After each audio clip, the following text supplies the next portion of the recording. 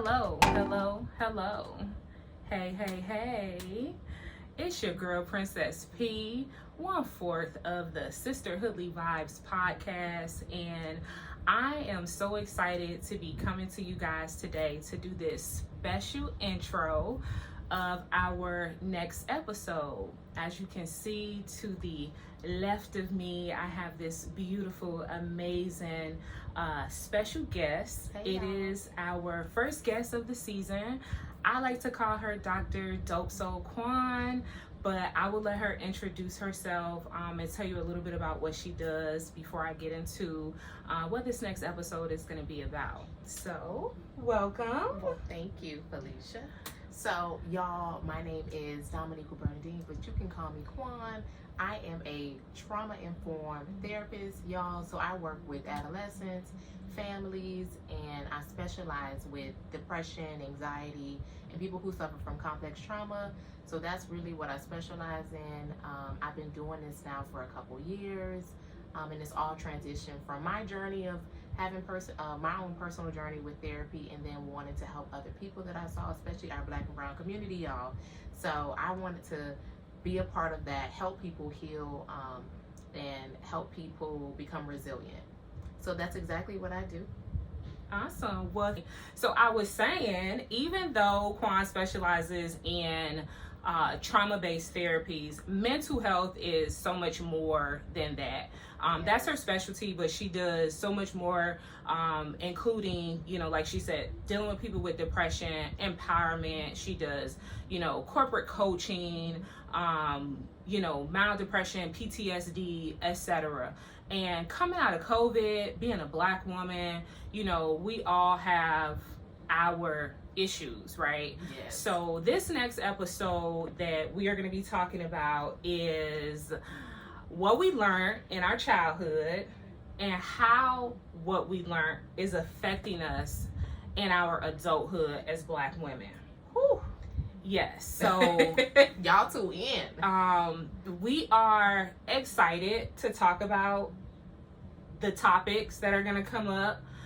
It's going to be a very vulnerable episode, I think. Maybe for some, maybe not so much for others. But I really think it's important to kind of have these conversations and really trace where, the core of who you are started and originated. Yes.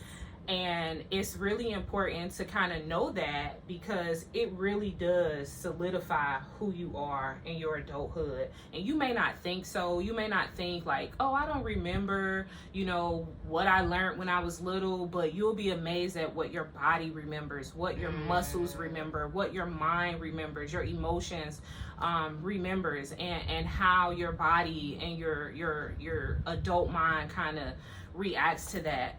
So, and it can show up in a bunch of different ways. I'm just speaking from, personal experience. And I think as we go through the show, you guys will see that.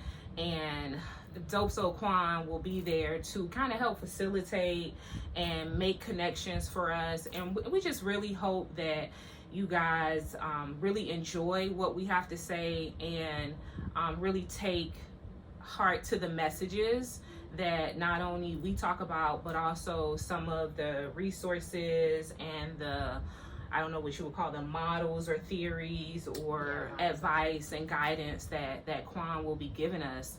And so we will link all of her information and kind of where to find her on social in this video, but we'll have her talk about that a little bit more in a video. So I just wanted to have her introduce herself, introduce the next topic, and because she is our first guest on the first season of Sisterhoodly Vibes, I just wanted to welcome her.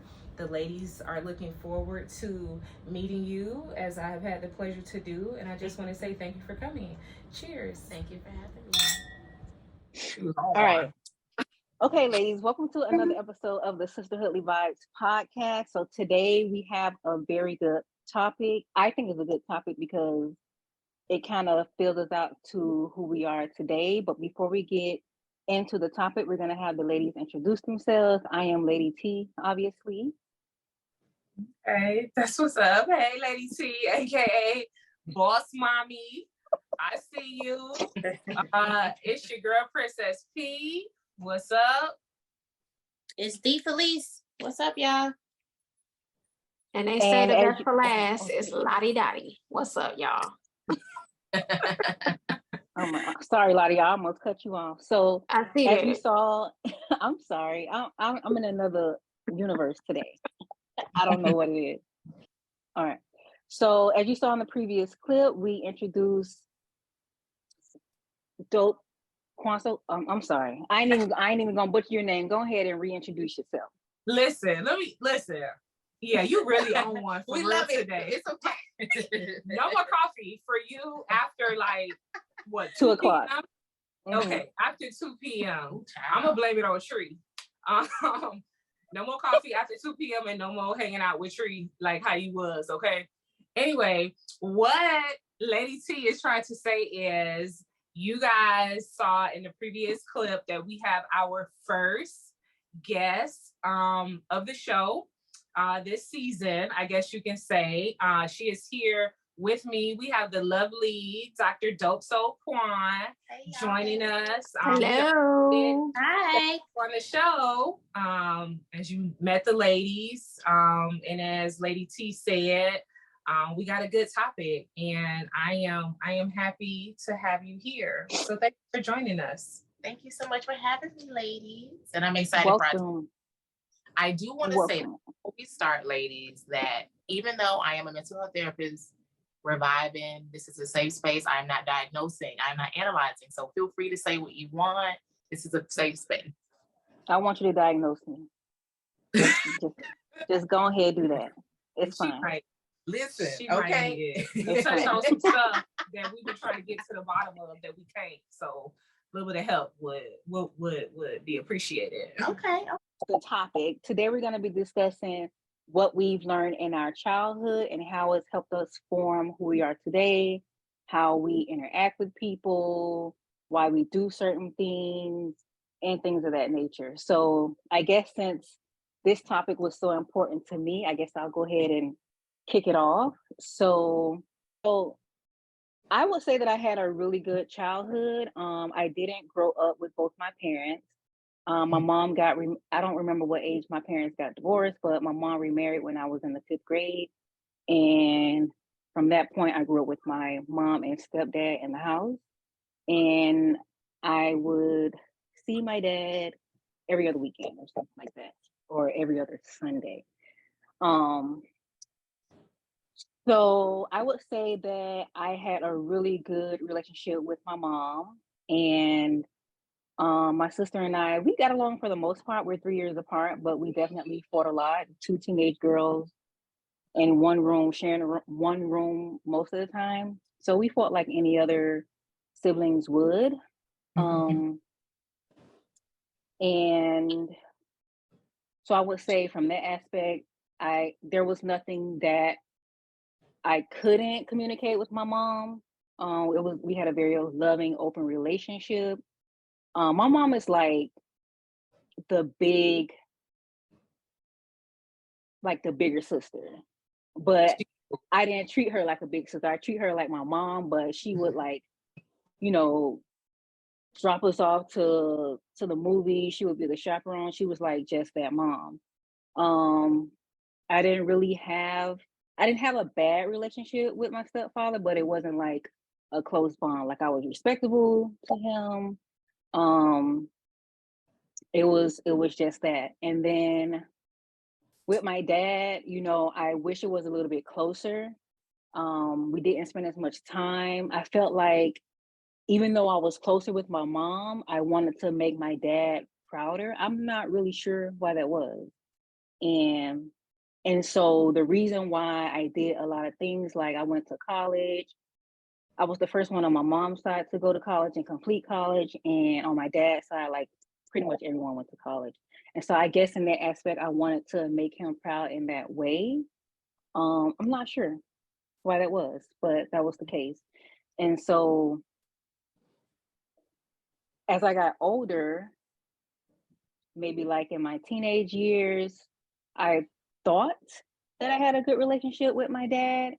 And as I got older, a lot of the stuff that he included me in, or a lot of the stuff that he did, I learned it wasn't ideal.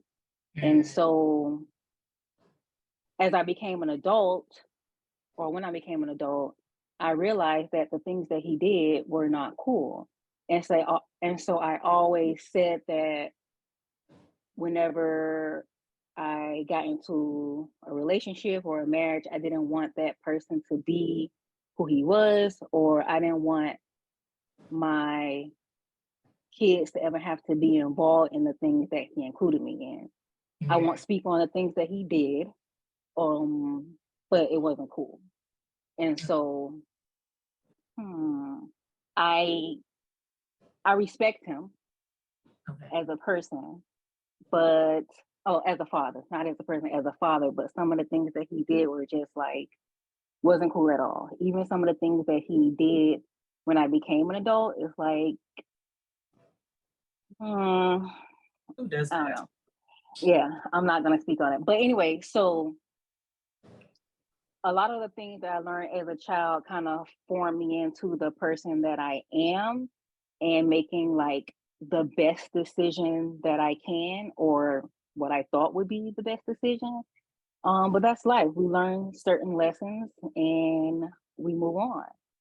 And so I always wanted like that fairy tale life. You know, you go to school, you go to college, you graduate from college, some people wanted to have kids, some people don't, and then you get married. Now, as I spoke about in the other podcast episodes, I personally did not want children.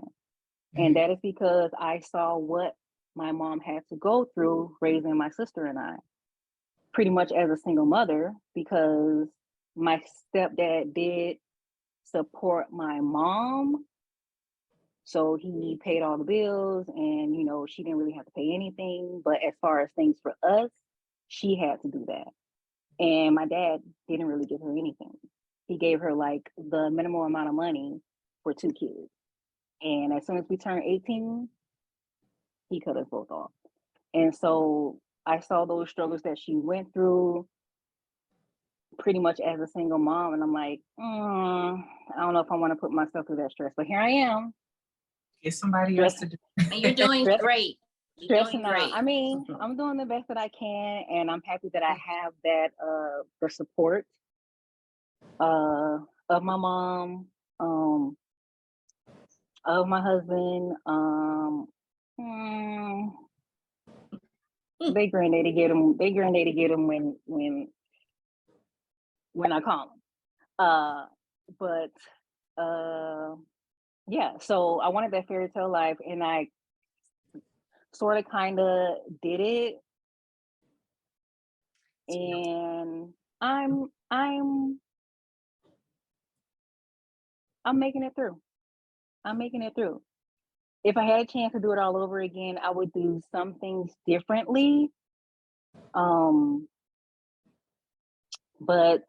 I am content. I am content. So yeah, that's my spiel. I just want to go on record and say I feel a little bit slighted that you didn't include us in your little support circle. But okay. Oh, I'm sorry. I mean, y'all include. I'm just, as far as like parenting. Well, I did include the other half, so I'm sorry, but y'all know I love y'all. Y'all know I do. Y'all know I do. We love you too. Thank you, D. Felice.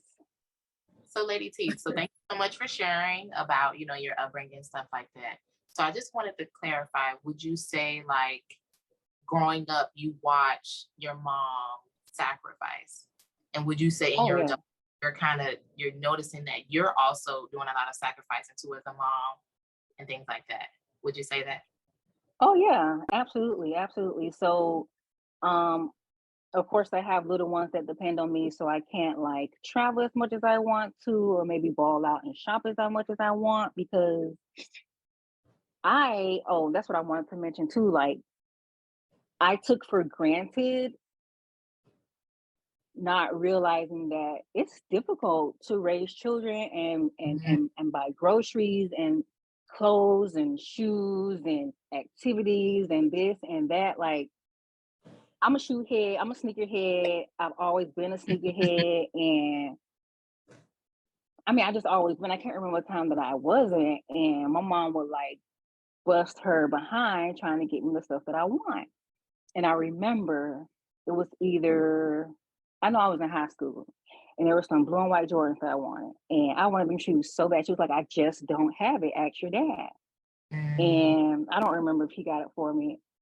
Actually, I think he did end up supplying the money, but I'm like, well, why don't you have the money? Like, I don't ask you for shoes often. Why don't you have it? And she was just like, I'm paying bills and I'm doing this, I'm doing that. I just don't have it. Now that I'm an adult and things are much more expensive, you got aftercare. Well, I don't pay aftercare, but all these bills and groceries and this and that, even with a 2-income household, it's still expensive. So mom, if you're watching, I apologize because I was being ungrateful and I just didn't understand. But even though she kept me fresh and she kept me She clean. did. Okay, But there's mom. some times where, I mean, I don't know if they was coming out with shoe releases like they are now, like every week, but I wanted them shoes real bad. And I was like, why don't you have it? She's like, I just don't. But so yeah, just sacrificing, like, and she only had 2. I have 3 and 3 different stages. So it's very complicated and those sacrifices are not easy, but you gotta do it. Was T like that too? Like was T a sneakerhead? And into those She things? wasn't a sneakerhead. She was not a sneakerhead, but she was a fashionista. So whereas I can have my mama braid my hair and not have a problem with it, T wanted her hair done like every 2 weeks. She wanted the latest outfit, like she was into like the shoes and the sandals and the skirts and stuff like that. I was just into like the sneakers. I could wear a basic, no, I'm not gonna say that because I love me some Nautica and I love me some Tommy Hilfiger. Yeah, But And she did, Yeah, y'all. she She did. really did love Nautica and Tommy it was Hilfiger. cheaper. It was, yeah. You sure? Yes. Oh, okay. I just I was, sure, it was you're born in the 90s. You're a little young buck. I ain't know if you I was right born now. Oh, yeah. So I would say, yeah, my mom had it difficult because, okay, so T didn't like name brand stuff. Like I like the name brand stuff. She could wear like a basic outfit, but she just wanted so much, like she wanted to wear a new outfit every day. I didn't have to wear a new outfit every day. I just wanted the name brand stuff. So, yeah. It was difficult. I'm sorry, mama. I love you. We all love you, Mom.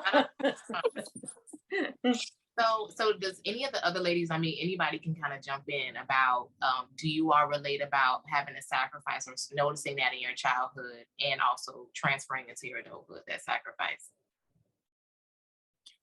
Yes, I can say for me, my mom, she made it happen. If we were struggling, and this is before, okay, well, let me go on and back up. Okay, so I did initially grow up in a 2-parent household with my mom and my dad. But the way things worked out, after my mom had me, I think my mom and my dad split when I was about 3. So they weren't married long.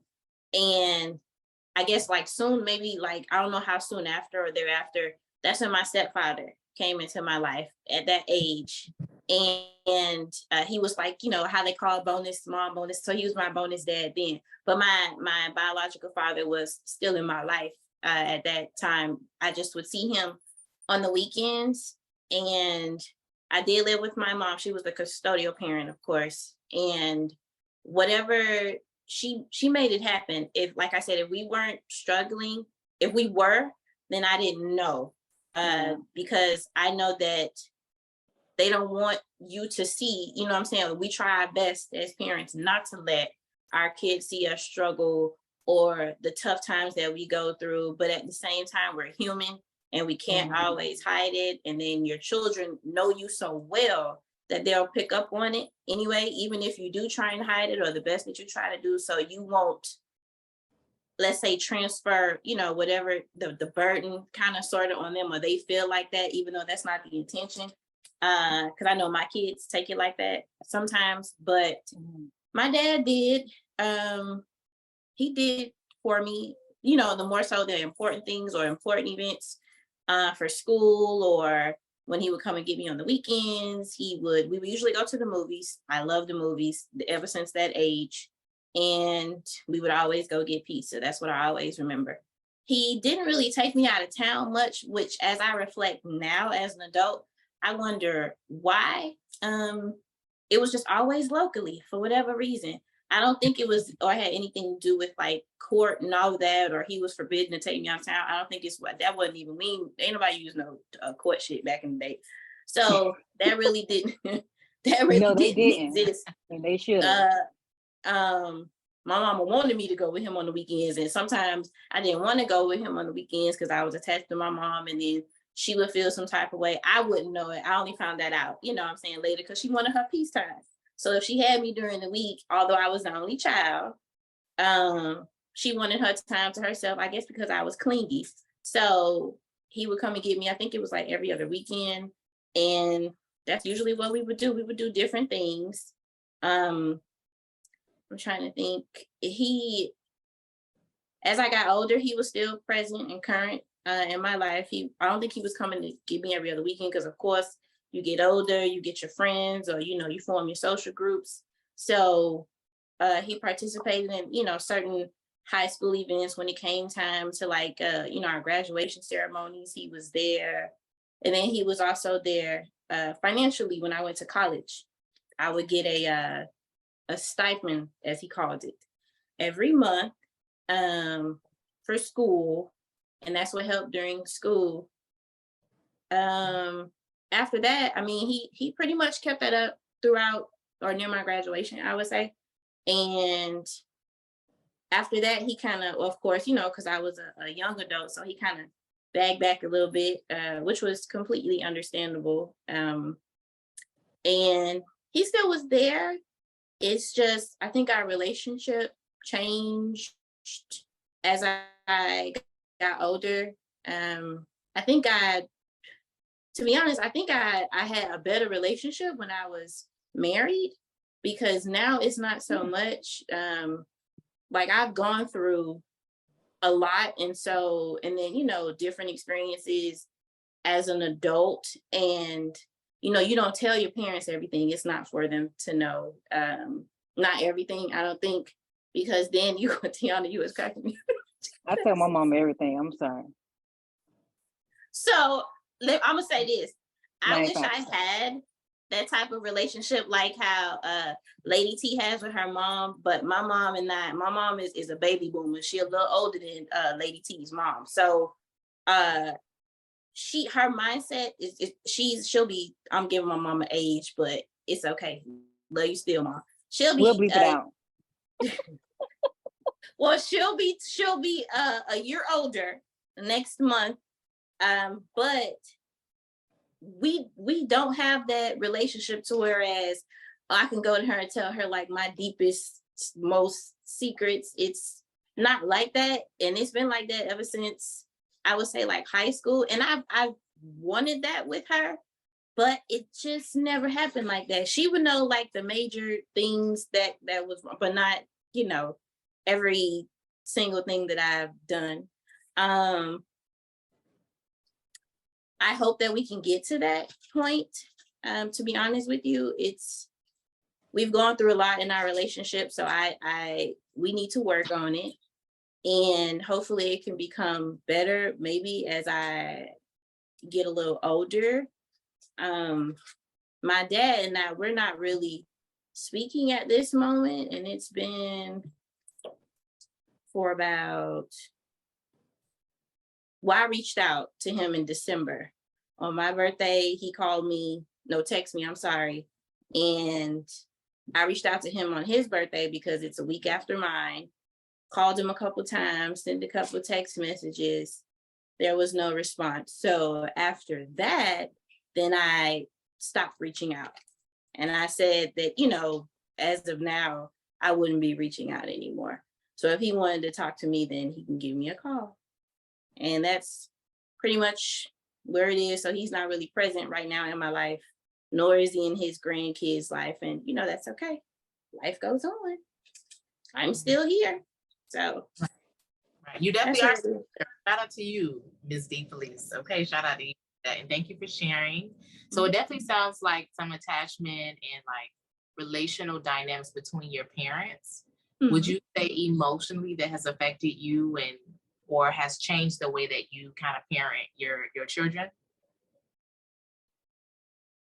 No, to be honest, I give my kids, I think, way more affection than my mama gave me, to be honest with you. She was affectionate, but the times that she grew up, which was, in a little bit in the Jim Crow era, kind of, sort of, Okay. she went through a whole lot more triumphs as far as racially during those times. And I think it had a major impact on her, more than she would probably ever say.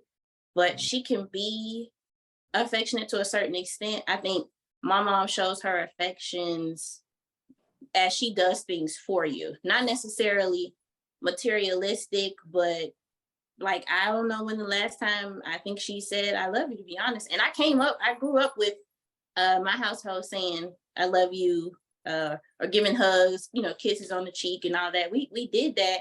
It just seemed like the dynamic changed, I would say, in the last 10 years plus. It hasn't really been that. But I mean, I'm used to it at this point. I know she loves me. She hasn't always, of course, agreed with all the decisions that I've made. And, that's a given. Your parents want the best for you, but then they also have to understand it's your life too. And you're not going to always do exactly what they want you to do, because they have their visions for us and then we have our own. So she's still there currently, but could we have a way better relationship? Sure. And I'm hoping at some point it'll get to that. I think my affection towards my kids is very different than what my mom has shown me, at least in my younger adult life. I'll say that. It seemed like I got it more when I was in high school and early college, I would say, probably. All right, thank you, Ms. D. Police. So, where you said same, T. Do you think it's so? It's the opposite. Right. Okay. Because your mom was very affectionate, and you've spoken on how you are not as affectionate. And we put on. And like I said, I don't know how I got there. Like, I don't remember anything happening in my childhood that would have made me not be like, my mom was super affectionate. I don't recall my dad being affectionate. Like, he would hug me when he saw me, but I don't think that would have an effect on like why I'm not affectionate, because I hardly ever saw him. Well, let me not say that, because I don't want people to think that he wasn't there. But the times that I did see him, he would hug me. But I don't know. I don't know why I'm not. And it's sad. I realize it. It's sad, but I cringe. And I don't know why that is. So there's a deeper issue. Okay, she has mentioned this several times, and I'm not you, baby, not at all. But she said something earlier, and she's mentioned this before, and I don't know if you want to touch on it. She did say diagnose her. So my question to you in relation to her would be, do you think the fact that she didn't want kids to begin with, but has them, that there's some type of block that prevents her from being affectionate, because like she never really wanted them. Like, she loves them, but she never really, like, I don't know what that would call, or if that's possible, or if you've seen that, but could that be something there? Like, I don't know. Yeah, no, that's a really good question. And again, I think going back to what we were talking about earlier about, I think somebody was talking about a 4-year-old, between the ages of 1 to 5 is when we develop how we're going to be emotionally as an adult, how we're going to form attachments with people. So that shows up, right? And sometimes you're like, well, Quan, I was 4 years old. What are you talking about? You're operating for the rest of your life between those ages. So that definitely makes sense. And how you talked about with you not wanting kids, Lady T, that could be a really big factor. And there could be other things that I won't dig into now, because I know you said there were certain things you weren't comfortable with, but I would say it could be resentment. It does sound like it can be resentment of having kids and that sacrifice and not truly fully being emotionally there. And that's okay. That's okay. But that makes me sad though, because the kids didn't ask to be here, and I am their mother, and I think they know that I love. Well, I hope I gotta go. I'm gonna go ask them. But I just feel like, well, that's not how I want it to be. Like, even though they didn't ask to be here, and I didn't wish for kids, like, should I feel resentment? Like, there's probably a deeper issue there. Be repressed. That could be it. Could be repressed too. I definitely want to get to you, Lottie Dottie, ma'am. I want to hear all about you.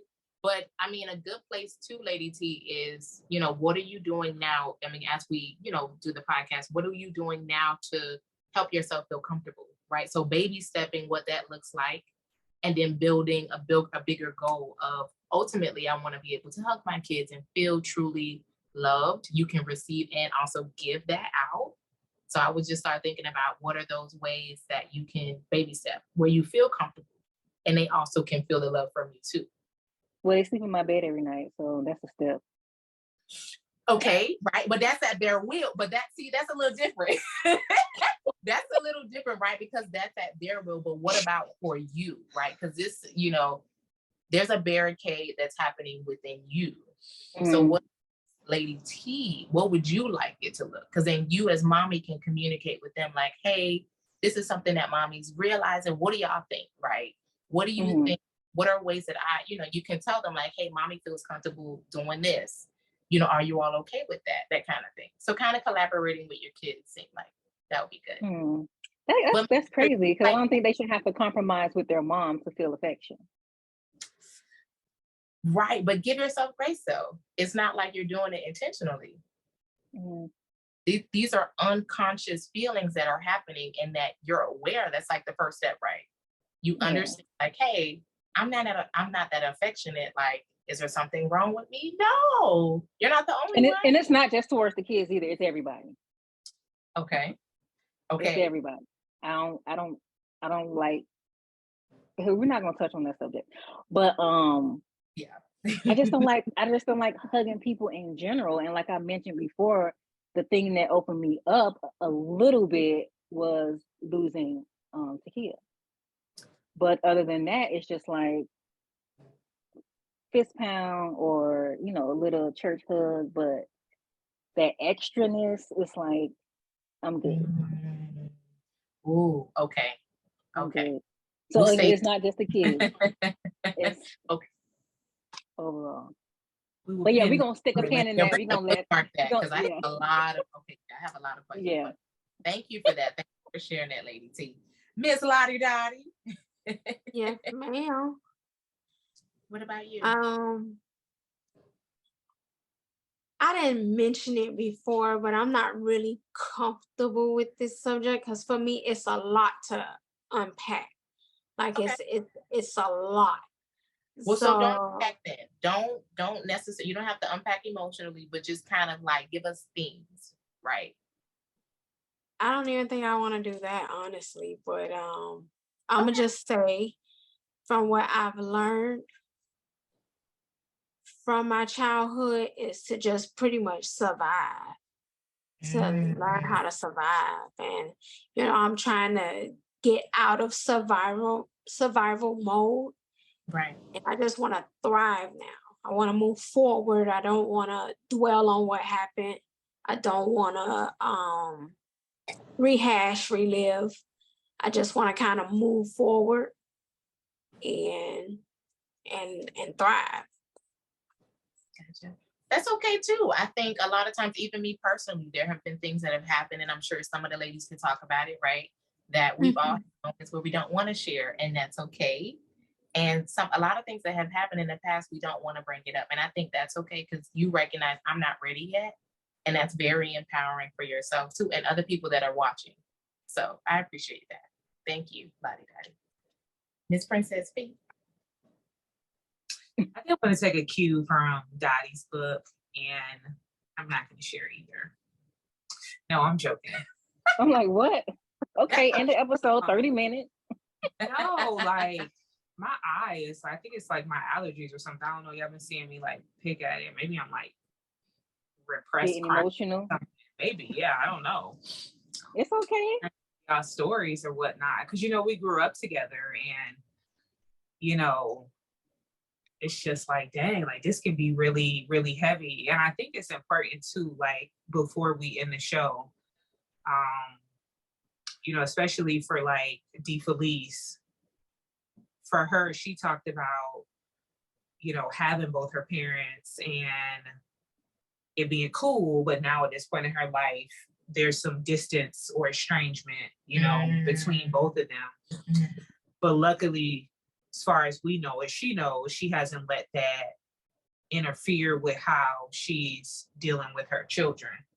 But I think it, you know, some advice would be helpful. Like, what can she do, if anything, to try to deal with that estrangement, you know, with her parents? Because I'll touch on with my parental relationships, and I can tell you, it really does fuck with you, even when you think it doesn't, because I just remember, and y'all, you know, I grew up in a fairly like upper middle class kind of privileged household.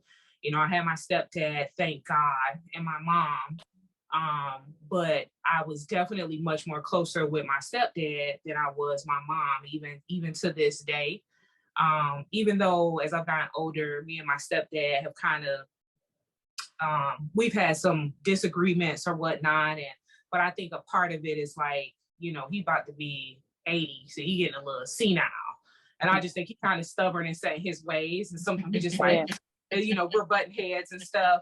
But I know even some of his disagreements are like coming from like a good place. He just has a very strong way about, you know, getting it out there. But I was only going to touch on two things that I thought like stood out that I think would like benefit all of us. But the third thing that I'll add is I really think this is a good topic, and that we really need to look at, whether in totality or certain things, about what we told ourselves as children, what we embedded in our minds about what we either weren't going to do or what we were going to do, and how that is played out in our adult lives. So for me, I remember some of the dysfunction growing up. One of the points I was going to talk about was like finding the right partner. So a common theme throughout, you know, my childhood, even though I grew up in a 2-parent home, it became very clear that my mom and my stepdad were not very compatible. They loved each other. And it was really my mom that was really the difficult one. I think it could have worked, but my mom is textbook. She could be in some of these books that Quan studied, you know, in probably a couple categories. And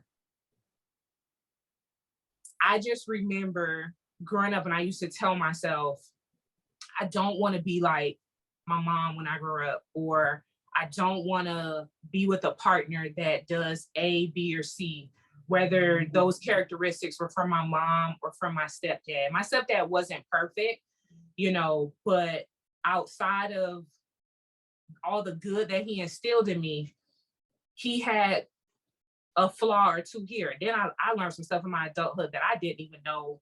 It blew my mind. I was like, I had no clue. You know, D. Felice talked about protecting your kids and not having them know what was going on. And that was one thing I had no clue that was going on. But I just remember, if I don't remember nothing else, I remember telling myself, like, I don't want to have a partner that's like A, B, C, D. And my first real major adult relationship, I ended up with somebody who was exactly like my mom and exactly like my stepdad.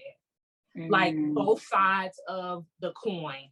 The things that my mom represented, he was it. The things that my stepdad could not shake, that was an issue in the marriage for him and my mom, was an issue for me and this guy.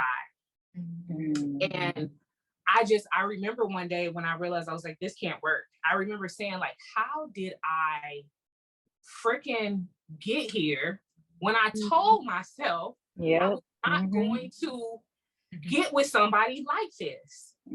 But when I went to therapy and I was going through it, the way how my therapist described it, kind of on some level, and if I get the terminology right, but it was like, you know, I was attracted to that subconsciously, you know.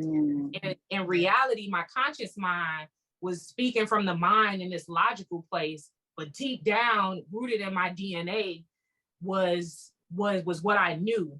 Yes. And even though I didn't recognize it, like, that's what was happening. And so, like, one of the things was just partnership, like, and it wasn't just between my stepdad and my mom. Like, when I look at even on my adult life, my aunt's relationships, my sister's relationships, like, find the right partner. And we've talked about motherhood on the show, you know, why I don't have kids. I guess in this aspect, I somewhat got it right, because that's one of the reasons why I don't have kids yet, because I truly, truly have not found a partner that I feel safe with, that I feel like can truly, like, be a partner on this journey of something as, like, major as motherhood. Like, having a kid, as you all know, is not something you just do. And if you want to do it, like, I want to try to have the best person by my side to do that with. And even if we can't make it, you know, as a couple to do it together, at least they're a good person and we can still co-parent, you know, fine. And I just never saw good examples of that. Well, I'm not gonna say I never, but like I said, my mama she was in her own world. This is different. That's a whole nother topic. Yeah, she was a character. Right. And still is. And so I think that was one of the, like, the biggest lessons, you know, for me. I don't know if it's a negative or a positive, but I just remember growing up saying those things. I ended up with a partner that I shouldn't have ended up with. And then even now in my adult life, as I navigate, like, the next stage and finding, like, I'm still holding firm to that. I've learned a lot about what I don't want, what I want. You know, we mature, you have experiences, you change, your values change, like, you're more rooted in what you know you want or whatnot. And that's something that I refuse to, like, settle on. And, you know, if I end up being by myself for the rest of my life, like, I'm okay with that. I ain't gonna be lonely, believe that. But, you know, I'll just be, I guess, on paper or by the books is, like, single, but I'm just not gonna settle or compromise in that area.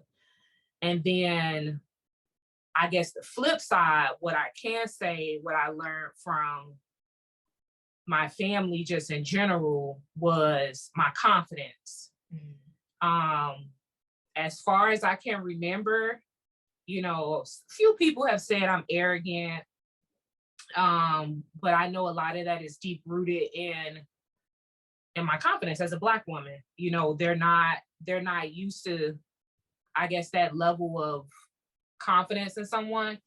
And I really have no fear. Like, I really truly believe that, like, I can walk into any boardroom or any room or anywhere, and you can't tell me that I don't belong here. And I'm willing to stand up against anybody, man, woman, whomever, and show you that I can play just as well, if not better than you.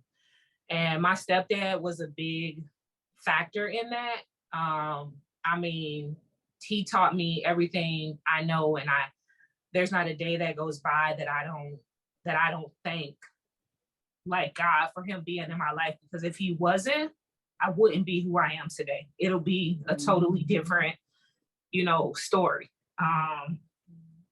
And I just think that's one of, I think, the greatest gifts that he could have given me, because I just approach life. I live it. I try to have fun. You know, not too many people, if anybody can shake my confidence, can shake my faith, can get me to not believe in myself. Like whatever I put my mind to, I feel like I can do it.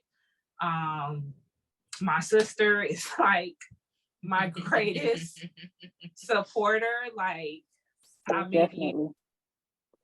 sometimes she annoys the hell out of me, but I wouldn't have it any other way. You know, like they just make me feel like I'm invincible, you know, and I can do anything I want to do. And I just think that that's something that I wish every little Black girl could have, every Black woman could have, is the strength and the confidence to know that you can conquer anything. And that strength, you know, you can take anywhere, you know, in the room, and with the right support system, like it can happen. And I mean, my name is Princess P to this day. Like, you know, we about to be 40 and all my family still call me Princess. Like they just pour into me and empower me in every way I can think of. And I just think in my adult life, especially now with the times that we're living in, you know, I don't really, you know, it is what it is. Life throws some stuff at you, and I'm just like, I'll be all right. You know, I'm gonna be okay. And you just keep going, and Absolutely. Those are just two things that I'm like grateful that I learned, and they still show up every day for me in my adult life. Thank you for sharing that, Princess P. You're welcome. Now I got a thug to cry, so let's tear up. Shout out to you ladies for creating a safe space for her to do that. Document this because you ain't gonna see it no more. Okay, I'm gonna note that just in case it does happen again, then I can. Yeah, because we rarely do. Oh my God, I love that. I love that. It makes me super excited. But I do want to say I'm glad you talked about the subconscious, the unconscious, that kind of basically, hold on, just break that part off, y'all. But like when you talked about like the unconscious, a lot of times when I talked about from ages 1 to 5, how that influences how we are today. Unconsciously, we make a lot of decisions that we don't even realize, and it's coming from our childhood. So there may have been things that we have experienced that weren't bad, or, you know, and we may not remember, but our body remembers. And so I'm big into the body, right? So a lot of times you may not remember a memory, but your body will tell you certain situations, and you may be like, dang, well, where is this coming from? And it's your body telling you, hey, girl, something's there. And a lot of times it can come in headaches. It can show up in relationships. It can show up how expressed emotionally. And it could show up when you overbuy a bunch of stuff. There you go, right? And you like, why are you buying this? Deep. Right. And I think that's so important that you ladies, and you all said it, like you all are tapped into yourselves, no matter where you feel you are in your journey. You all are amazing. You all are so amazing. And I love how you all flipped what have been negative or things you probably would have wished things could have been different, but you turned out damn good. You turned out amazing, because if not, you wouldn't be here, but you're still here today. And I appreciate you, Princess P, for sharing your story. And I do want to leave this final question for me is, with what you know now, what are you doing actively to change and be better women? Ooh. We can sit for that. No, this is what I do. No, I'm joking. Yes, I honestly, I'll say no. Go ahead. I honestly think that I'm still kind of like trying to work my way through it, because, you know, as a child, you don't really understand why certain things happen. You know, you just go with the flow. And then as an adult, like certain things happen and you think back and you be like, well, dang, that was really messed up. Or dang, now I know why this happened. And honestly, I am still struggling with some things. Like, I don't necessarily allow it to mess with my everyday, everyday life, but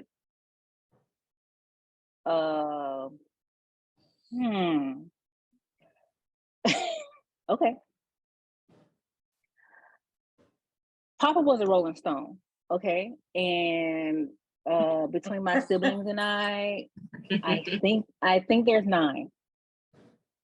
I think there's 9. I lost count. But sorry, y'all, don't get offended if y'all watching. But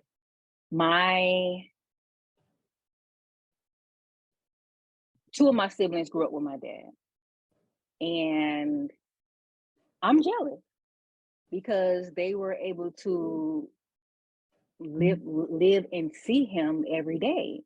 And so even though, he's no longer in the house with them, I still feel like he does more for them and my nieces and nephews than he does for my kids and myself. Now, granted, I am married, and I think that's one of the reasons why I don't get the same treatment, but I'm still offended. I'm still offended. Why? And I guess there's a reason why it didn't work out between my mom and my dad, but it don't have nothing to do with me. I mean, but there's a reason why they're not together, like fate or whatever the case. But I still feel some type of way that I didn't have that same relationship that they had with him, or I wasn't able to see him every day like they did. And even now with my kids, they don't see him as often as my niece and nephew get to see him, or if they want to talk to him, they got to call him. If I want to talk to him, I got to call him. He hardly ever reaches out to me. He hardly ever reaches out to my kids. It's just okay, but I don't let it bother me because, we have a good support system. They have I don't want to sound mean, but they do have other great grandparents that care for them a lot. And I'm sure that he cares, but it's we just don't have that bond. And there was a certain situation, it's so much. I need my own section, but there's something that happened that caused our relationship to just not be good at all. And I think it's just that. I think it was that situation that caused it not to be that great. And I looked at him differently. But why he doesn't have that relationship with my kids, I don't know. Like I said, I know he loves them, I think, but I'm a little in my feelings about it. I feel like as a grandparent, you should have that same interaction with all of your grandkids. And even as a parent. Now, if I was the one that was I don't want to have nothing to do with him, or it is what it is, then but I always wanted to have a good relationship with my dad. And it's not bad. I talked to him, and if I called him and I asked for something, 60% of the time he might be okay. But I think there's just certain dynamics that happened that was kind of really messed up, that just kind of messed up the relationship. And I'm still in my feelings about it. I ain't gonna lie. Okay. So what was the question? I don't know how I got there. That's okay. Go ahead. Oh yeah, I'm still working through it. So I can't say that I'm over it or I'm past it. I'm honestly still working through it. I'm just making it day by day. Okay, I think that's pretty good too. And I think it's also good for people who's listening to know that we all are in different stages of our journey, and it's okay because we're all figuring it out. And even you started your therapy journey right now, and there are going to be times where I don't like to use the word trigger because that's for somebody who has PTSD, but there are going to be sensitive moments where you're ooh, it still hurts, and that's okay. That's just your body reminding you hey, it's a sensitive spot. So we need to be mindful about how we maneuver with this person, that kind of thing. So that's okay for you to still be there. That's okay. I think it's PTSD. I think it's PTSD because it was a traumatic situation. But we're gonna leave that in 2009 or whatever year it was. I don't know. Bookmark 2009. Thank you, Miss Lady T. Miss D. Felice, you were speaking. I was going to piggyback really quick off of what Lady T said as far as like how her dad isn't as involved with her kids as he may be with her other siblings. So before my dad and I stopped talking, it wasn't even like at a 50% to whereas he would like call them or be, and then because he still lives in Florida and I'm here in Texas, you would think that he would reach out way more because you don't see them every day. You barely see them on holidays. You don't talk to them over the phone. But thank God for my mom and their dad's mom and granddad, because they give these kids the world. And I am so thankful for it. I really, really am. They love them dearly and care for them. With my dad, it's just like, I have another brother, but we do have the same father, just different moms. And so he didn't grow up with my dad either.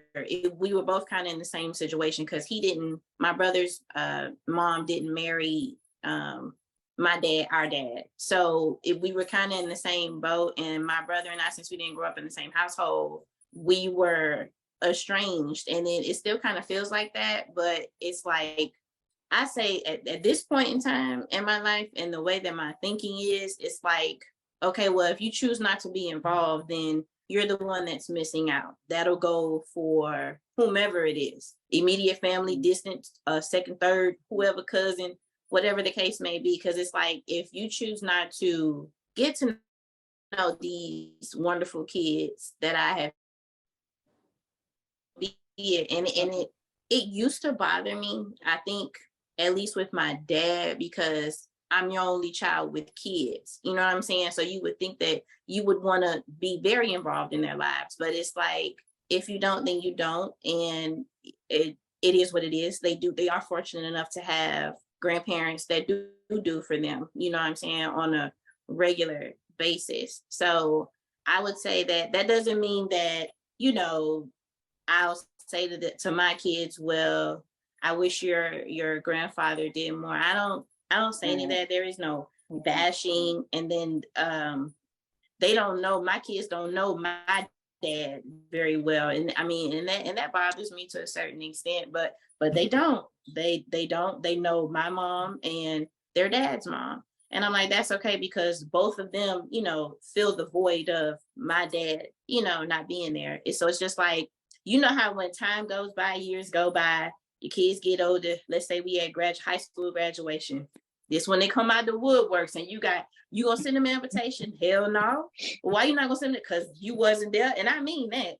I'm like, don't call me 5-6 years from now or say, what dare you gonna give? Or if he just hears by word of mouth, you gonna get an invitation. No, sir, you will not. And I mean that. Now, unless the kids have a change of mind and they say, well, mommy, I wonder, I'm like, we'll see. But when it comes to that, it's just because I when I know what work has gone in to get them to this point, and you weren't a part of that, you don't get to be a part of that. You didn't put in anything on it, so you don't get to be a part of it. I don't think it should be that simple. That's just my opinion. But as my kids get older and they approach those teenage years and have their mind of their own, then we can cross that bridge when we get to it. I'm pretty sure I'll still have the same thoughts. I'm pretty sure. I hope not. So, that's gonna be like several years later. What, with me? Yeah. I wouldn't give a shit. He ain't doing nothing now. These is the golden years. This is when they need him. Huh? I want to make a joke. With me, go ahead. Now once you start me to laughing, I know how I get. Man. I'm trying to understand how you feel that way by that. But just an episode ago or two, you wanted to get a party planner all your little coins after how she did you. Well, no, but that's different. But that's business though. Like I can still. That's his family. I can still. You gonna forgive the party planner, but not your family. Mm-mm. No, I mean, Because she didn't because contribute. my She didn't dad. contribute. I gotta cross my legs the other way. No, for this. she didn't either. But wait. But she's doing one service. This is one service that she's doing that I would be paying her for, right? So to me, that's not on the same level as like where my dad should be, like way up here. It ain't no, Right. you know what I'm saying? No, It's a disparity. the Family same to you, get a really? little bit more grace because they family. And No, ma'am. whatever issues y'all have ain't stemming, like it ain't the kids' fault. You know, we're not gonna get into it, whatever got going on between you and him. But if the kids want him to be there, it should be like no automatic thing. But you want to hold on to whatever the case may be, which you have that right. But the potty planner, you know, ain't even family, barely a friend, did you wrong. Right. Barely. And but you want to get him money to come be a part of it. I mean, no, but see, Doc Quan, we had this previous discussion, right? And so it's like, I'm like, y'all fill me in. I don't have to use her particular. I mean, what I'm saying is, right, I don't have to choose her. I would choose her because of her work. She does do great work as far as event planning, right? But if I know I got my friends that can do the same thing, right, for a way cheaper price, I have no issues doing that. But to me, it's just like, and this will probably be for, you know, a future episode or whatever, because I don't want to go too much off tangent, but it's just like how you say family can be, family should be family. But at the same time, the family or your family, a lot of times are the same ones that would do you wrong the most. And they are the ones that usually hurt you the most. So it's not to whereas, okay, if my dad called, I'm going to decline his call. Hello. Olive branch, I absolutely am at this point. So it is now up to him as a grandpappy to do his part. Because not the grandpappy. He's too old to be acting like this. I mean, but that's what he is. He a granddaddy, so he should be doing his part. I've extended far enough, and so it'll be up to him at this point to extend or call me or whatever it is. He ain't blocked no more, so he should be no able to more. call. He was just choosing. He was blocked. He sure was. That's for a later. Yes, he well, was. You wouldn't know if the man was he was unblocked in December.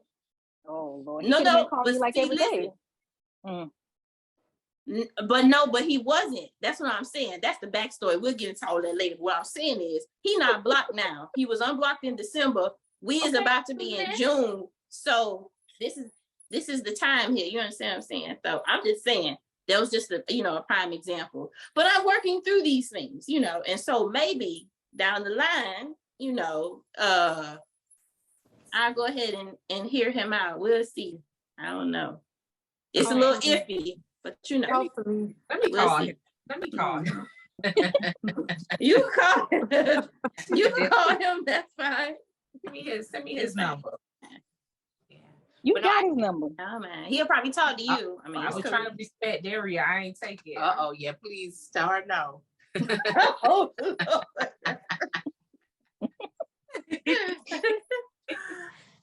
Y'all know I ain't want to unleash the beast. No, we don't want to do that. Oh Lord, please don't. It's on you, Lottie Dottie, or Princess P. It's on y'all. I'm gonna let Lottie talk because she been quiet. I'm not even gonna go there. Like I'm gonna go back to therapy. Okay. And I am working through my issues. I know what they are. I know my diagnosis already. So I'm just gonna unpack privately before I bring it public. And you don't ever have to bring it public if you don't want to. It's your life, your choice, ma'am. You never have to do anything you don't want to do. Mm-hmm. Yeah, but I love that too also because a lot of people feel like they have to share their journey. You don't. It is private. It can be heavy sometimes. So I that Lottie Dottie, and I'm glad you're in a space of working towards it. And I think deeply you were also saying the same thing, even though there's some things still there, that's okay. but you're willing to be open to healing the inner version of DeFelice, but also giving your kids the opportunity to speak to him if that's something that they want. So we love choices. We love that. Miss Princess P. Maybe I do the work every day. I just, Are you working the wine? Is that what you're talking about, doing the work? I mean, that's part of it. That's the clarification. That's part of it. That is part of it. This take a little edge off. Apparently, I was on a little Zoom call last week, and I was like, listen, I went to a little wine trade show because I was, looking at a new distributor portfolio for some of my clients as I'm helping them do their bar menus. And so I went to this trade show earlier in the day, and then I had a Zoom call, and I'm on like all of these committees for my like 20th sorority anniversary and planning all this stuff. And I got on a Zoom call. I said, listen, ladies, my brain ain't as sharp as it need to be because I've been, sipping wine. I was doing a lot of sipping, pouring. It wasn't like full blown, like drinking everything. So I wasn't drunk or anything, wasn't tipsy, but I was, I had a nice little buzz. And so I told them that. And then we went through the call or whatever. And it was like, I don't know about you. They call me OG Nana. They're like, I don't know, OG Nana. You had a lot of ideas and stuff. That's why I was working for you. That made your brain a little bit sharper. So I was like, okay. So, no, I definitely, I was in therapy for, some years or whatnot. I was going once a week, and I was going like twice a week, and I was going like 3 times a week over the span of, I think, like 4 years or something like that. And even though I have kind of pulled back away from that, like I have all my therapy notebooks, my journals, my diary. I refer to them all the time. All of the resources that I learned, the books. I've shared all of this stuff like with you guys over the years. The books, Louise Hay, the victim book about whether or not you were a victim, a persecutor, or a rescuer. Like I keep all of that stuff like, fresh. I've been, getting back a little bit into my Bible. I have a lot of women's Bibles. And, we were at one point doing our little women's kind of study group with our book that we brought. I do a lot of reading. And then I just try to be like as honest and accountable with myself, like, every day, and try to hold myself accountable. If I feel like I'm not my best, I try to be like, listen, I'm just not having a good day, a good week. I felt like that last week. I know I had reached out to, Lady T, and I was like, listen, my emotional equilibrium is like off, like out of whack. If I don't fucking take a step back, I'm gonna fucking lose my shit. And I just needed to do that, And so I think I'm very much aware of, my feelings when I feel like I need to take a step back, if I'm overwhelmed, etc. And so I just try to recognize those feelings and really sit with myself and figure out what it is that I need, and, pour into myself, what I need to do in that moment. So yeah, every day I just ask myself, like, I try to live a Christ-like life, like what would Jesus do? I try to be kind. I try to, treat people with respect, empathy. And if I'm not perfect, some days I don't get it right. I try to go back and make it right. I apologize, try to be accountable, fix, whatever needs to be fixed in that moment. And, you just, take it day by day. You move on and try to be a better person the next day that you were the day before. And that's just that. I love that. Thank you all, ladies, for sharing. Thank you so much for being vulnerable. Hopefully go ahead. I just got one last thing to say. I just wanted to say, just for all y'all out there who thinks or whatever you've heard as far as getting therapy or putting yourself, through therapy, it is the best thing, at least I can say for me, that you can do, because I've had my therapist now for it's been at least a year and a half, I think, and she has gotten me through some extremely tough times. And I can't really say, I don't know what position mentally I may have been in, if it wasn't for her at the time that I did start talking to her. So I would say, don't let any, stereotypes or whatever it may be stop you from going, especially my African American community. And it's really gotten me through a lot. So I would say it'll just a little bit at a time. It'll help. It'll work. If you do the work too, it'll work. I second that motion. Yay. I third that motion. I just need to find the right fit because I ain't found it. Yeah. Ooh, that's another podcast episode. But Yeah, she has some special circumstances. yeah, so I am still on the hunt for a new therapist. Sorry. I was definitely gonna say, I ditto what you said, D. Felice, and I will say that for those that are maybe thinking about therapy, if you're not in a safe environment, I would not start. So if you're actively going through trauma, I would not start therapy yet. I will remove yourself from the safe environment. Definitely get yourself surrounded around some support and people who love you. That's definitely a big thing. And also, I know resources is a big thing in the Black community. Most people be like, girl, therapy is expensive. But there are different resources that you can get access to, like the EAP programs at your job. Ask them, see if they have that. There's Black Girls for Therapy. They do also have men now, y'all. So it's not just for Black women, it's also Black men on there. So if you want to check that out, you can do that. And if anyone is having suicidal thoughts, there is the number 988. Again, the number is 988. So if you know anyone that's struggling, send them that number. And I definitely provide all the resources to Felicia. And we can also put up like at the end of the video, a slide with like all of the resources at the end of this video. And whatever links or websites we'll put like in the description box, whether you're on YouTube or Instagram or TikTok or whatnot, we'll make sure that information is there. But piggybacking off of that, where can people reach you if they would like to have questions or seek, your services? Like, how can you be reached?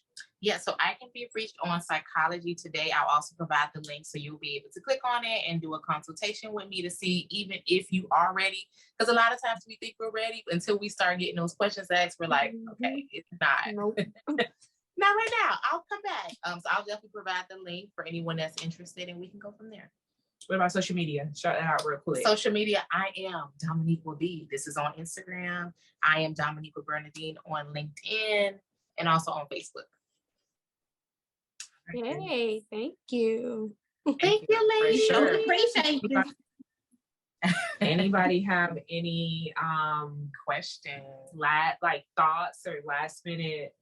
This I feel like we could sit and talk. Look, I done folded my leg and stuff. I think this is definitely topics that we probably could sit and talk about, forever, because there's so many different layers, and I feel like we scratched the surface. Like we probably could have, dug a little bit deeper and asked, okay, well, like, what do you think? How do you think, like, D. Felice, or I'm gonna say Lottie, because you didn't share a lot. You don't have to, but you said the theme for you was like survival, and you want to move from survival to thrive mode. Do you feel comfortable sharing how you think you being in survival mode has affected you in your adulthood? Like some examples, whether it was, a choice you made, like I talked about what I learned affecting the choice of, being in this long-term relationship with this, bad partner, so to speak, or incompatible partner is what I'll say. How has that being in survival mode affected some of maybe the decisions you made or kind of your life, like now, like in this moment, or 2 years ago? Like, do you feel comfortable sharing that? Or some Well, I mean, examples? I can touch on that. I don't mind doing that. As far as the survival mode, how do you say what? I'm always running. I'm always running mentally in my mind. I'm always running emotionally. And I don't sleep because my mind always is, going and going and going and going, just trying to figure things out. And definitely everything that's happened in my childhood has impacted me in my adulthood, where I am. Every day is a struggle. You guys may not, I may not talk about it all the time, but every day is a struggle for me to just just keep going, because it's not that easy. It's not that easy. It's things that even with my friends of 25 years, you guys don't even know. And it's not because I want to withhold it from you. It's because that I'm not ready to deal with it. So I push it to the side. So if I push it to the side, that's me drawing that boundary. And I'm learning to kind of bring down some of those walls, and I am learning to draw the boundaries for the things that I need to draw the boundaries for. So learning to thrive is in process, and it's one day at a time, but it's definitely that the things that have happened to me, it has definitely 100%, 150% impacted me. So When I hear you, say that, and, we talked about jealous friends and territorial friends. So this is like my territorial side coming out, and I get that I want to respect your boundary, and I would never push you to share what you aren't ready to share.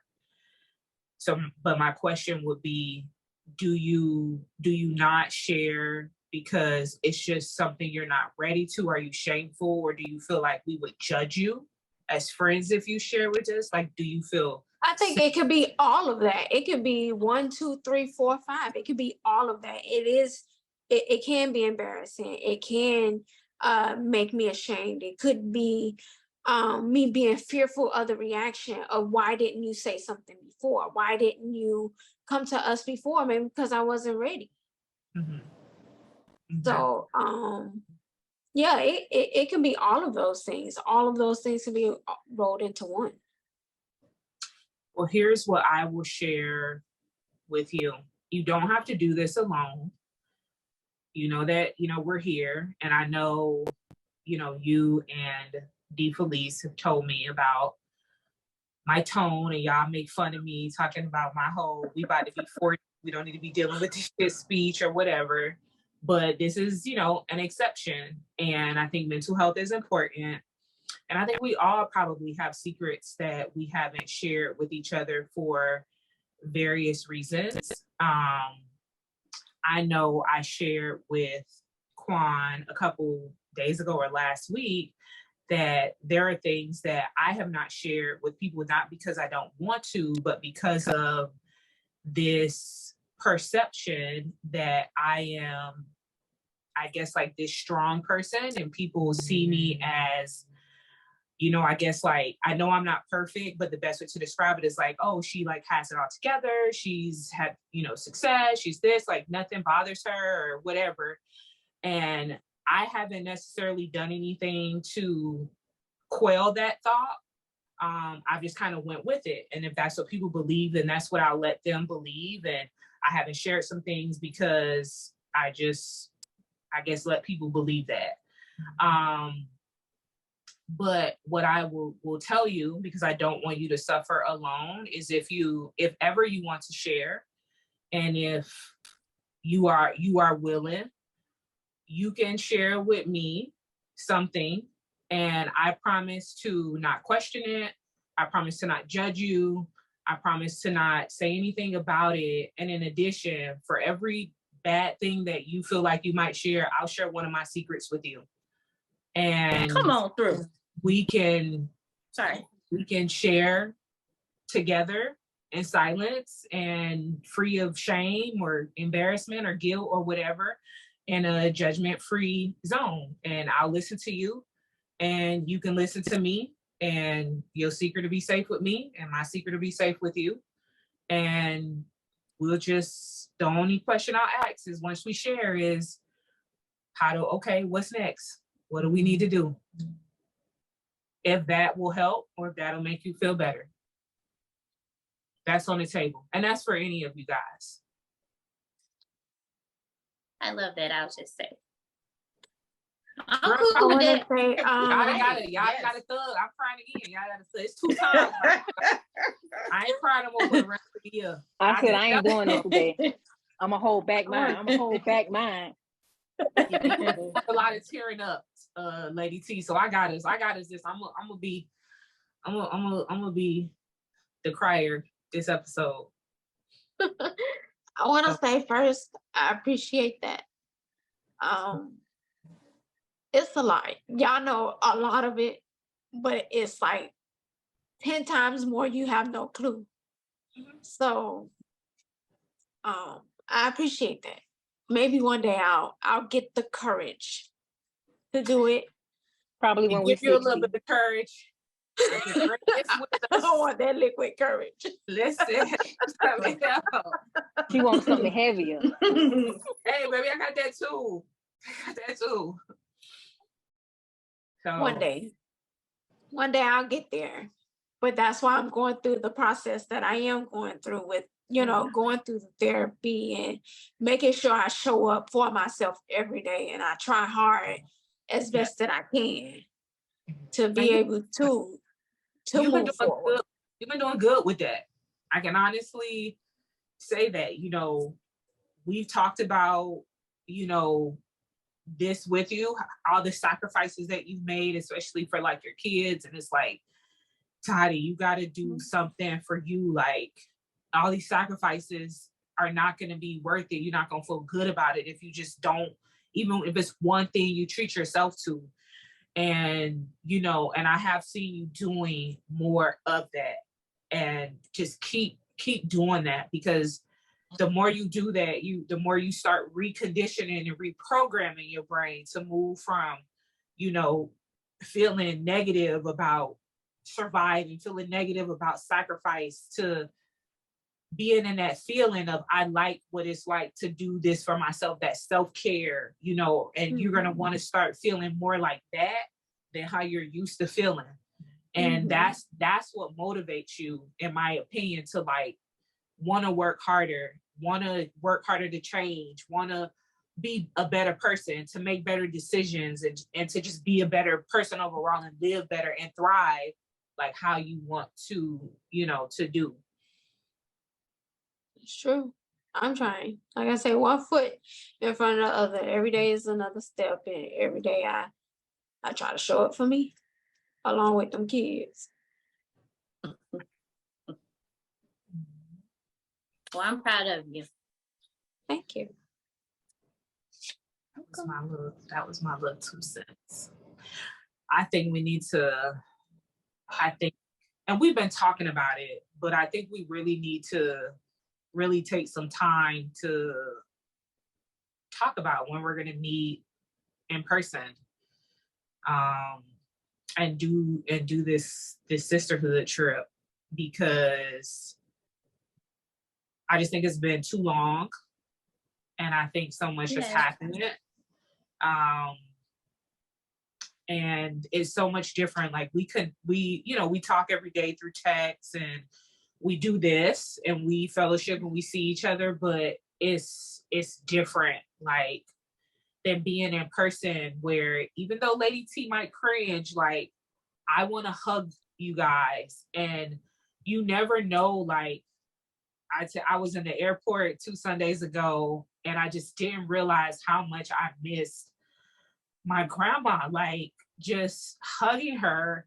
And it was like, I just lost it. And I don't even think, did I hug my sister? I think I hugged her when she left, but by then I was already like a bag of tears from hugging my grandma.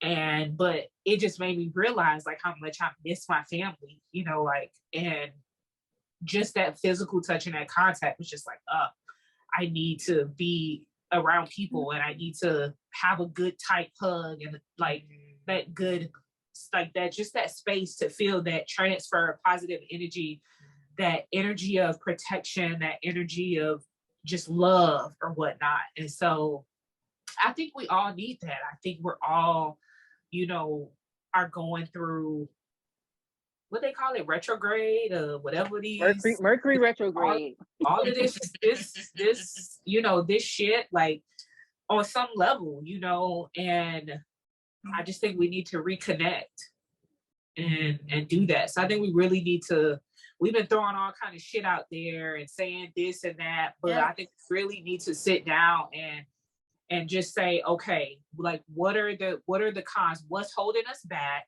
Is it finances? For who? What can we do to quell that? You know, how many days do we have? Like, what's the best time to go? What do we need to do? But like, yeah, I just think we need to figure it out and plan it. You know, just a little ahead of time. Yeah, I know if I got to do a little something strange for some change, I consider it.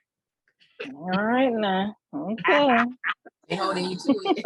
Listen, y'all ain't gonna hold me out. I'm joking. But yeah. Any last Dr. Dope Soul Quan? I mean, you ladies are just beautiful and amazing, and I appreciate you all again for sharing. And being vulnerable, because it takes a lot of courage. I'm not gonna lie, and I'm sure people who are gonna be watching this are gonna be so inspired to take that next step, whatever it is, whether it's taking care, you know, doing something to take care of yourself or going to therapy or not. But this was definitely very therapeutic, and you all are doing amazing on your healing journey because you're here and you chose to be here. So definitely remind yourself. I always like to tell you all are not my clients, but I always like to say, think about your last hard. You've overcome it.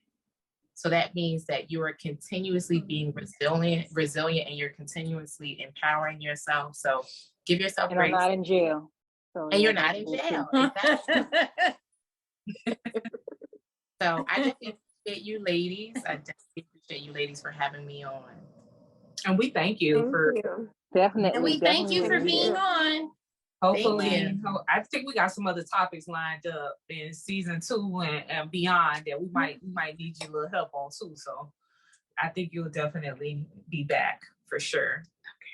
Just give me this last hour that you've been on, I've had some thoughts about why certain things happen. Like I've had some, what they call it, revelations. And the last 2 therapists didn't even, you know, help me figure that out. So yeah, I definitely appreciate you for coming on and being a part of this episode. Oh, well, thank you for being open and reflecting, because you doing the work, not me. You doing it, not me. So you brought it out because I'm like, you know what? Now that you said that, that makes sense. That makes sense. Oh, that warms my heart. Oh, success. I'm giving you ladies all a big hug. I was gonna appreciate say, y'all. I'll take it. I'll take it. I'll take it too. So, come on, Lottie. Hug your. I don't see you hugging. Right. There we go. Oh, yeah. What was that movie? I was like, I don't know what movie I don't know about that one. y'all. Okay. Forget y'all. Well, any closing remarks? Any closing remarks? These kids got my brain gone. Jesus. no. Any closing remarks? You know, I just follow. I think this was a heavy. It wasn't heavy, but it was kind of heavy. Like we scratched the surface. And I always think, you know, kind of piggybacking off of, you know, Quan, like it's never easy to do that. And I just think we're doing like really good work here with this podcast. And I like that we're able to be honest and vulnerable. Some of us share more, you know, than others, but just the fact that we're speaking about it and touching on the topics and supporting each other and loving on each other like in this way and listening to each other. I think it's important. I think it's empowering. And again, I just want to say thank you for sharing, for being vulnerable. Every time you guys show up and share, it definitely inspires me to kind of, break down a little bit of that disconnect that I talked about with the perception of what people have of me and what I really want to share or should share, or, I just want to kind of bridge that. And so when I see you guys doing that, it definitely makes me, chip away at that. So just thank you for motivating me, I guess, or inspiring me to continue to think about that and how I can be better in that area. And as always, I love you, Lady T. I love you, Lottie Dottie. I love you, D Felice. I love you, Love you Quan. too. Love you too. Love all of you, Love you ladies. Love all of too. you, ladies. No. Okay. I just be trying to take stuff a day at a time. That's all we can do. What we talking about next episode? So we did talk about boundaries and things that we would discuss, what we don't discuss on social media and our personal lives and things like that. So on our next episode of Sisterhoodly Vibes, we're going to be talking about what is acceptable or not acceptable to share on social media. Like, what are your thoughts? That's going to be a juicy topic. So yeah, thank you. Ooh, it's going to be juicy. I'm ready for it. Me I have my too. thoughts. Yeah, probably thoughts, but whatever. But we want to thank. I say I'm always the villain, but I don't care. Not always. You're nice sometimes. That's the step from being mean. That's a good thing. I'm grown. Okay, let's step up. Yeah, We're breaking you down a little bit. We're breaking you down. Yeah. But we want to thank you for watching this week's episode. Don't forget to subscribe to all of our social media, Sisterhoodly Vibe, TikTok, this is YouTube, Instagram, and Facebook. Don't forget to give this video a thumbs up, subscribe to our channel, share it with everybody, because I think this was a really good topic. It was. And give your opinions down below in the comments. And that's pretty much it for this episode. And again, thank you, Dr. Dope Soul Quan. Yes. That's okay. Yes. Thank you. And thank you again. And we will see you guys on the next episode. All right. Peace out, y'all. Mom brain. Bye. Yeah.